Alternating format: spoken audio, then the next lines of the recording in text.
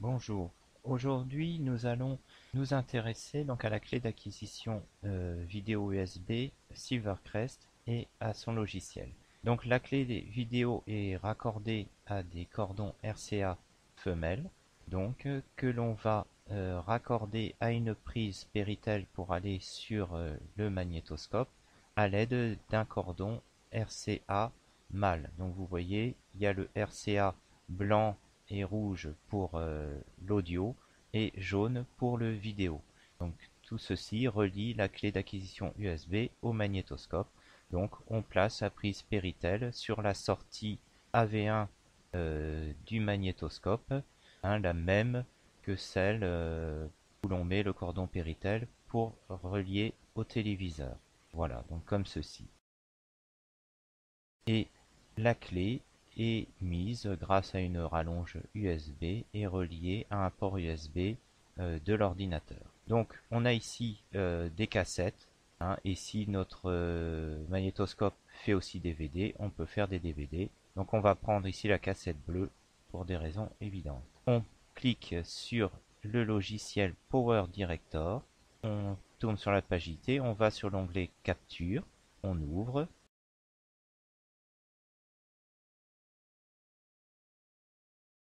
On voit ici l'écran comme on le verrait sur le téléviseur. On va choisir un dossier euh, pour, de destination pour le logiciel enregistré. Donc on le prend si possible sur l'ordinateur avec assez de place. Et puis on va faire les réglages. Donc pour le magnétoscope, vous choisissez vidéo composite et vidéo capture.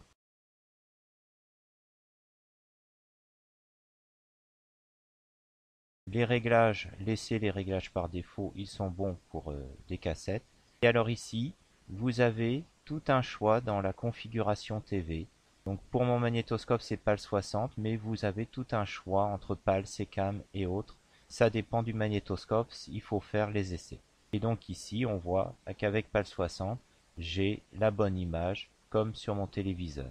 Donc on va pouvoir commencer l'enregistrement. Donc on cale, vous voyez, c'est comme sur le téléviseur. Là je fais une avance rapide avec le magnétoscope, j'arrête. Et je veux commencer à partir d'ici, hein, mon petit film, voilà, sur les oursins, la fécondation de l'œuf d'oursin. Donc voilà, je choisis à partir de là. On voit que ça démarre, hein, on voit que la portion enregistrée en violet augmente. Ici, vous pouvez, si vous voulez, mais il faudrait le faire avant de démarrer, choisir une limite de temps ou une limite de taille du fichier, si on veut. Bon, sinon, c'est pas trop la peine, hein. Soit vous restez, si c'est un petit film que vous avez fait, pour prendre que les séquences voulues, soit vous avez une cassette, vous savez que ça dure 1 heure et demie, et ben, vous laissez courir 1 heure et demie, et au bout d'1 heure et demie, vous venez vous arrêter. Voilà. Donc ça, après, c'est suivant la longueur de la cassette. Forcément, ça va à la même vitesse que la lecture de la cassette.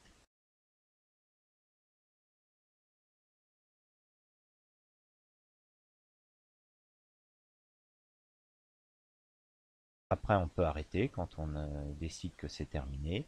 Quand on stoppe, on a un onglet pour rappeler différemment le film. Ici, on va garder capture et c'est enregistré en MPG. Voilà. Donc après, on va dans l'onglet éditer et vous voyez le film s'est inséré là et est dans la table de montage.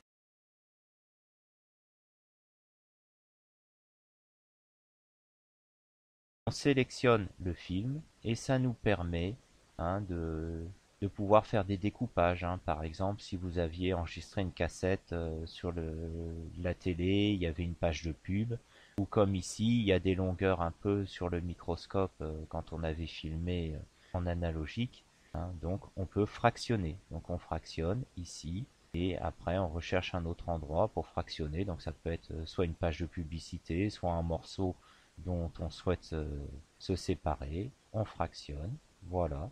Et après, on sélectionne le morceau à supprimer et on va sur la petite poubelle, voilà, et on supprime. Et donc après, on a notre morceau, on peut vérifier que tout va bien.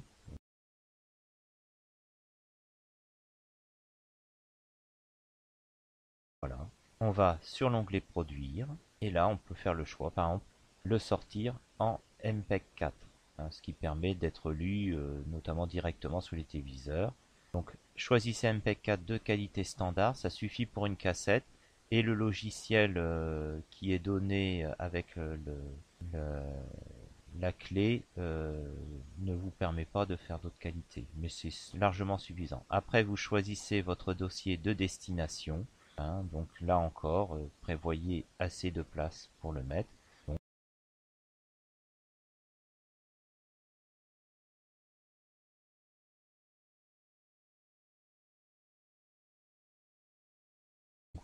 vous pouvez rappeler après votre film. Voilà, donc vous tapez hein, fécondation au sein par exemple ici, hein, pour pouvoir le retrouver facilement. Ce sera un fichier en MPEG 4. Hein, vous voyez, il vous propose le nom avec le chemin. Et vous démarrez et il va vous créer votre fichier. Voilà.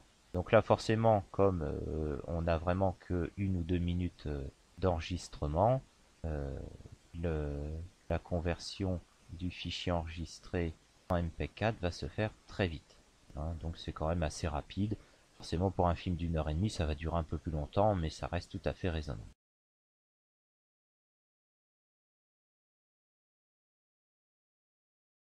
Alors après on peut retourner à la page éditer si on veut garder le projet pour le retravailler. Donc on retourne sur la page éditer. Quand on ferme il nous demande si on veut garder le projet. Donc pareil, il faut lui trouver un truc de destination et donc c'est un point spécifique à Videograbber hein, qui va être là. Donc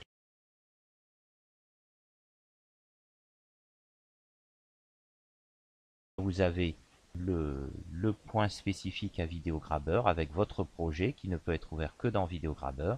Vous avez la capture en MPG, hein, voilà, avec sa qualité propre. Voilà.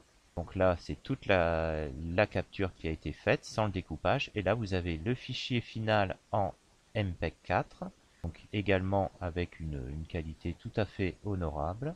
Et dessus, vous avez également la coupure que nous avons faite sur la table de montage.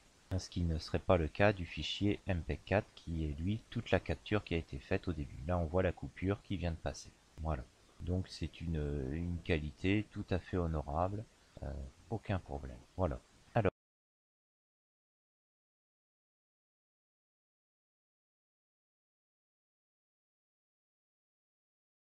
on peut également, après, eh bien, placer les films qu'on a fait sur un petit serveur NAS qu'on a au labo. Hein, et du coup, voilà, on a ici euh, donc le film en entier, tous les rushs que j'avais fait en analogique qui ont été numérisés en MPEG 4. Et après, les professeurs peuvent choisir les séquences qu'ils leur veulent. On peut également, bien sûr, si on a un magnétoscope DVD, capturer, euh, comme si c'était une cassette analogique, un DVD, hein, puisque ça repart en analogique vers la sortie téléviseur, ici vers la sortie clé USB, et donc il le reconnaît. Bon, ça a beau être un DVD, il le reconnaît comme si c'était une cassette et il peut vous numériser le film, hein, parce que parfois il y a certains DVD, on n'arrive pas à sortir les fichiers, mais on peut numériser les films. Alors évidemment, euh, bon, il y a certains DVD qui ont des protections qui arrivent à passer également en analogique. Hein. Ils ont la protection en numérique, mais ils ont aussi un petit message pour la protection en analogique, vous ne pouvez pas enregistrer non plus. Bon, ça dépend des DVD. Là, il n'y a rien à faire s'il y a une protection. Voilà, mais là, vous avez vu, on a pu capturer le petit film sur le DVD.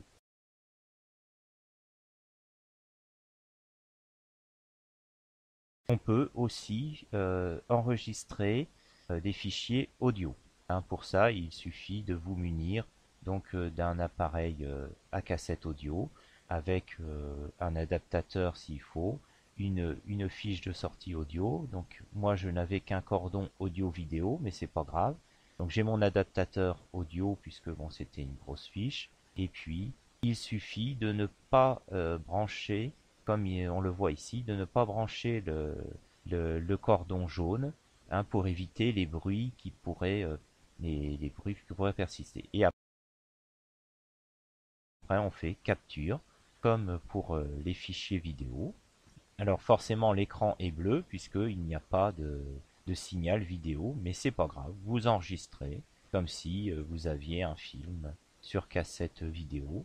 Et ici, donc, vous avez le son qui défile, hein. Forcément, je ne peux pas vous le faire entendre. Je n'ai pas les droits sur cette musique. Mais voilà, ça enregistre le, la musique de ma cassette audio. Après, on arrête à la fin de la musique, hein. Par contre, là, il faut faire musique par musique, donc ça prend assez de temps, hein. Comme ça, on a chaque musique indépendante. Voilà.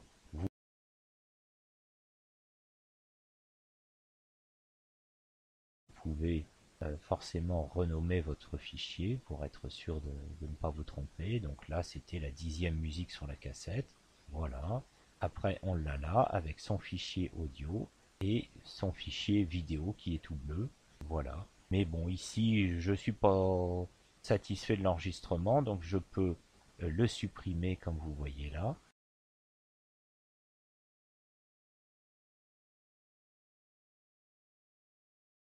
Et après, je vais dans l'onglet fichier et importer un fichier, donc audio ou vidéo. Enfin là, ce sera vidéo.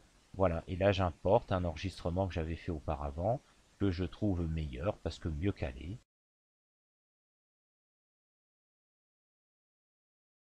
Voilà, je le mets là. Il me met un avertissement que c'est en 4 tiers ou en 16 neuvième. Bon, ça, je m'en moque un peu puisque je ne vais pas garder le fichier vidéo. Et là, je vais essayer de séparer les, les deux fichiers, enfin de ne garder que le fichier audio. Et j'ai ici, voilà, le fichier audio, la petite note de musique. Donc je vais choisir, il me propose que de sortir en WMA, le fichier spécifique Windows. Et bien sûr, je choisis stéréo, hein, la qualité radio pour une cassette audio, c'est tout à fait suffisant. Je vais pareil choisir un fichier de destination. Voilà. Je n'oublie pas de renommer mon fichier pour le retrouver. Donc j'aurai un fichier en WMA, le fichier qui est lu par le lecteur Windows. On démarre, ça va aller très vite, surtout qu'il n'y a pas de piste audio pour là. Voilà. Donc là, on n'est pas forcément obligé de retourner à la page éditée. On peut fermer. On dit non, on n'a pas besoin de garder le projet.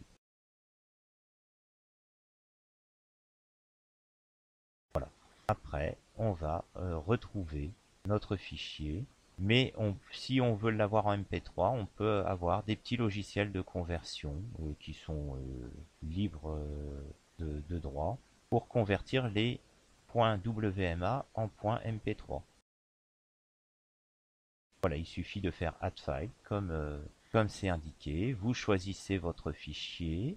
Voilà, ça s'appelle next. Hop, ok.